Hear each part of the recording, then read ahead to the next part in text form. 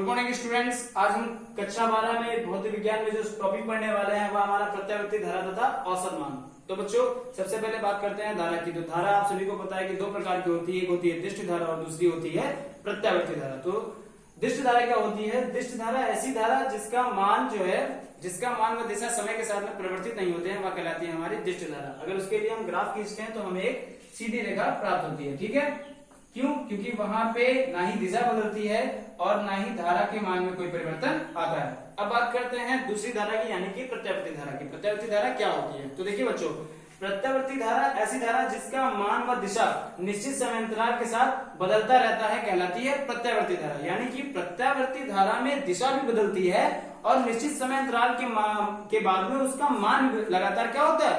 बदलता रहता है। तो यदि प्रत्यावर्ती धारा का हम ग्राफ बनाते हैं तो हम देखते हैं ग्राफ कुछ इस प्रकार से प्राप्त होता है, यानी कि दिशा भी बदला करती है धारा की और क्या होता है, समय के साथ में उसके मानों में भी परिवर्तन आया करते हैं। ठीक है, तो ऐसी धारा जो होती है वो क्या कहलाती है? प्रत्यावर्ती धारा। ठीक है बच्चों, प्रत्यावर्ती धारा के लिए एक फॉर्मूला आता है। यदि प्रत्यावर्ती धारा स्रोत है तो प्रत्यावर्ती धारा का फॉर्मूला होता है I = Im sin ωt, जहां पे I क्या होता है? तात्क्षणिक मान धारा का, Im क्या होता है? शिखर मान। शिखर मान का मतलब देखिए, जब यहां से समय बदलेगा तो धारा का मान भी क्या होता है? बदलता रहता है। तो एक ऐसा समय आता है जब धारा का मान सबसे अधिकतम होता है, तो उस अधिकतम मान को ही क्या बोलते हैं हम?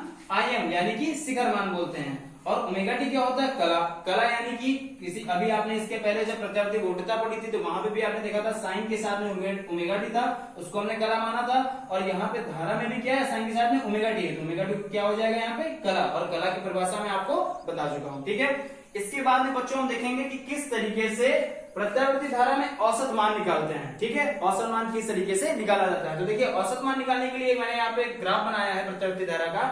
उसमें क्या किया है कि धारा को समय के साथ में अलग अलग छोटे छोटे भागों में मैंने यहाँ दिखाया है कि देखिए dt, यानी कि समय तो यहाँ पे t हमने लिया है, पर चूंकि धारा का जो हम यहाँ पे मान निकालेंगे वे बिल्कुल न्यूनतम मान के लिए निकालेंगे, इसलिए यहाँ पे जो t लिया है हमने क्या लिया है? dt, सूक्ष्मतम के लिए। ठीक है, तो यहाँ पे dt समय में I1 धारा, I1 मान होगा धारा का, dt, फिर उसके बाद में जो dt समय आएगा यहाँ पे धारा का मान कितना हो रहा है? I2, फिर उसके बाद में जो dt समय है उसके बाद में यहाँ पे कितना हो रहा है? I3। इस तरीके से डैश डैश करके dt लास्ट में जो dt आएगा हमारा, उसमें जो धारा का मान हो रहा है वो कितना हो रहा है? n हो रहा है। ठीक है बच्चों, तो देखिए जब किए गए कार्य के लिए फॉर्मूला निकालेंगे तो जूल के तापीय नियम से हमने एक फॉर्मूला पढ़ा था कि W = H बराबर होता है I² RT।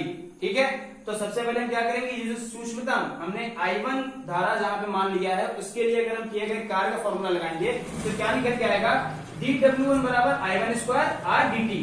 ठीक है, R जहां पे क्या है? प्रतिरोध हमारा। ठीक है, उसके बाद में दूसरे पहले समय के बाद में जो दूसरा समय हमने लिया है dt, जहां पे धारा हमारी I2 है, यहाँ पे किए गए कार्य के लिए फॉर्मूला निकालेंगे तो कितना आएगा?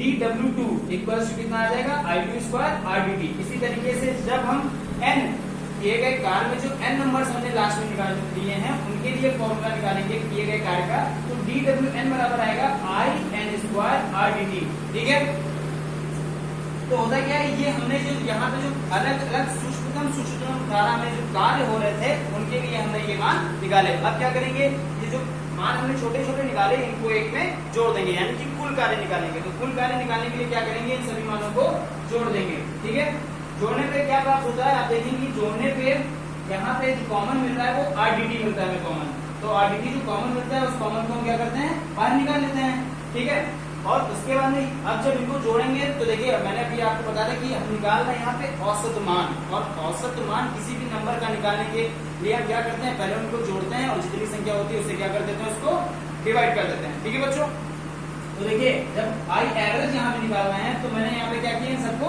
जोड़ दिया, और जोड़ने के बाद में इनमें जो कॉमन था, कॉमन क्या था? RDT, वो मैंने क्या किया? बाहर ले लिया। तो उसके बाद में क्या किया? देखिए यहाँ पे मैंने आपको बताया कि जो छोटे छोटे यहाँ पे समय लिए हैं dt, इनको मैंने n टाइम लिया है। ठीक है, और जो टोटल समय माना है यहाँ पर मैंने सॉरी बच्चों, तो यहाँ पर जो हमने यहाँ पे समय माना है वो कितना माना था? Capital T। ठीक है, इसीलिए हमने इसको यहाँ पे लिखा है n dt = कैपिटल T, यानी कि जो dt समय है इसको अगर हम कैपिटल N मान लेंगे तो किसके बराबर होगा? कैपिटल T के। ठीक है बच्चों, तो यहाँ पे जो RDT निकल के आया था वहां पे हमने क्या लिख दिया, इस dt की जगह पे हमने लिख दिया है t/n। ठीक है, अब दोनों पक्षों में जब हम देखेंगे तो r से